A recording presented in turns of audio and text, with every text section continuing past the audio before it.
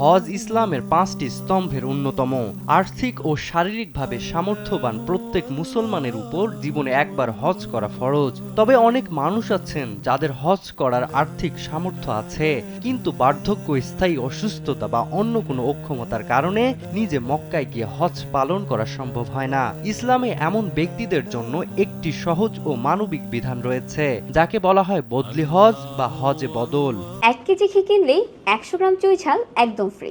Order করতে visit করুন hffoodservice.com। মূলত দুই ধরনের ব্যক্তির পক্ষ থেকে বদলি হজ করা যায়। প্রথমত এমন ব্যক্তি যার উপর হজ ফরজ হয়েছে, কিন্তু তিনি বার্ধক্য বা এমন স্থায়ী রোগে আক্রান্ত যেখান থেকে সুস্থ হয়ে নিজে হজে যাওয়া বাস্তব আশা নেই। এ অবস্থায় তিনি নিজের খরচে অন্য কাউকে দিয়ে হজ করাতে পারবেন।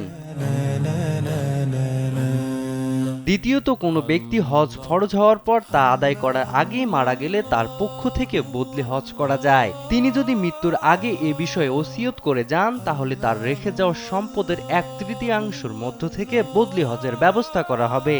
আর ওসিয়ত না থাকলেও সন্তান বা নিকট আত্মীয়রা নিজেদের খরচে তার নামে বদলি হজ করাতে পারেন। এটি অত্যন্ত সওয়াবের কাজ। তবে বদলি হজের ক্ষেত্রে কিছু গুরুত্বপূর্ণ শর্ত রয়েছে। ইসলামী গবেষকদের মতে, যে ব্যক্তি অন্যের পক্ষ থেকে হজ করবেন তার নিজের ফরজ হজ আগে আদায় করা উত্তম। অনেক আলেম এটিকে শর্তও বলেছেন।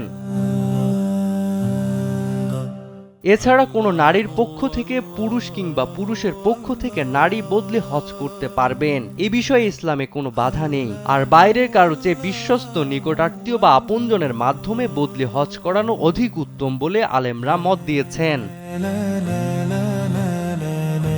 ইসলামের এই বিধান আমাদের শেখায় আল্লাহ তাআলা মানুষের সামর্থ্য ও বাস্তব অবস্থাকে গুরুত্ব দেন। তাই কেউ সত্যিকার ভাবে অক্ষম হলে শরীয়ত তার জন্য সহজ পথও রেখে দিয়েছে।